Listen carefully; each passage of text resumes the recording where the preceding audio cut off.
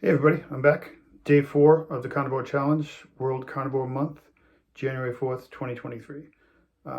We'll start off today with two podcasts that I'd like you all to listen to.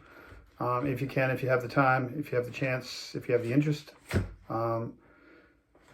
It's pretty smart people who are very well educated, who are kind of talking the same language that I'm talking, except they're backing it up with different studies that they have done. So the first one is on the Plant Free MD podcast, episode 60. Dr. Chaffee is interviewing Dr. Thomas Seyfried. So it's episode 60, Plant Free MD. That was, and then the second one is Keto Savage, episode 476, and that is Robert Sykes interviewing Dr. Chaffee. Today at the gym went well. The weights went well. The run didn't go well. I ran like 2.2 miles, didn't have it. So I basically just hit the pause button and then walked. Cool part about the walk was I was actually, I gotta be honest with you, I was a little bummed out. The last video that I did was like 11 views. And I'm like, what am I doing? Why am I doing this? I don't even know why I'm doing this. It's like a calling almost, that I want more people to do what I'm doing, to feel what I'm feeling, and to pass it on to other people. I actually believe that that's it. I was interested in getting into coaching, and I actually did get into coaching. And I coached probably off the top of my head, maybe 20, maybe 25 people. And I had success with 2 out of that many. The problem with coaching is it gets personal. You want the people to succeed, but they just don't do what you tell them to do. And maybe I'm just not a very good coach, or maybe I just have the wrong people that, I don't know. I really don't know what it is, but it's really difficult to do. And then to turn it into a profession is a whole nother ballgame. You need like 30 clients a month. I just don't see how sustainable that can be. And I know it is for a lot of people, but for me personally, that is really what I wanted to do. And I love talking about it, but people just don't do what I tell them. It just seems so basic to me. I don't know why they just don't do it.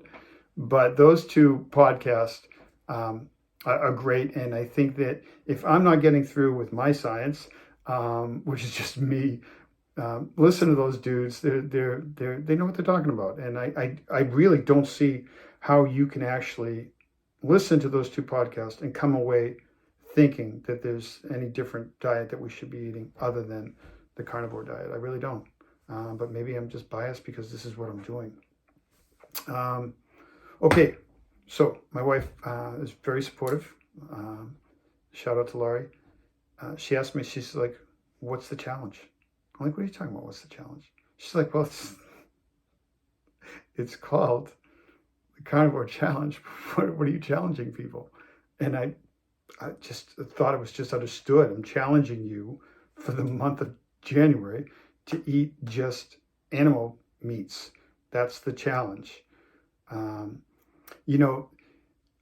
trying to be it's really hard to be authentic when you're talking into a phone and you're trying to give yourself to other people without, and being calculated with what you're saying. What I'm saying is important because people are listening, and I want to make sure it's accurate, but it's like, it's hard to do is really what I'm getting at. I'm getting more comfortable with it, but it's not easy. So there's another part of me that I kind of haven't shown, because I don't want to intimidate somebody that's really suffering, that is struggling with nutrition, is struggling with exercising. And I don't want you to think that in order to get physically fit and a low body fat, that you have to be some crazy psycho person. But there is that side of maybe everybody. You just need to learn to tap into it. There's a fitness influencer, motivational speaker named David Goggins. I'm sure that all 10 of you, all 10 of you have maybe heard of David Goggins. If you haven't, Google him. He's awesome. He's hilarious. He's a great speaker. He's got a tough upbringing that he's turned around.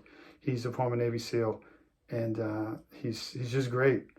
I watched some of his videos and I show them to my wife, and she's like, "It's you." And I haven't shown that part of me because I don't want to scare somebody off into thinking that they have to be that guy in order to get fit. I don't think that's true. But I do think that everybody's got this extra gear in their head that I absolutely have it, and I can tap into it whenever I want. But I think that there's a lot of people that just haven't tapped into it. And I think that maybe it's a learned behavior. I really don't know. But the reason I bring all that up is, you know, from the guys I served in the Army with, to the guys I work with, to the guys at the gym, how about you grab your balls and you eat meat and you work your body hard? How's that? Grab your balls. That's it. See ya.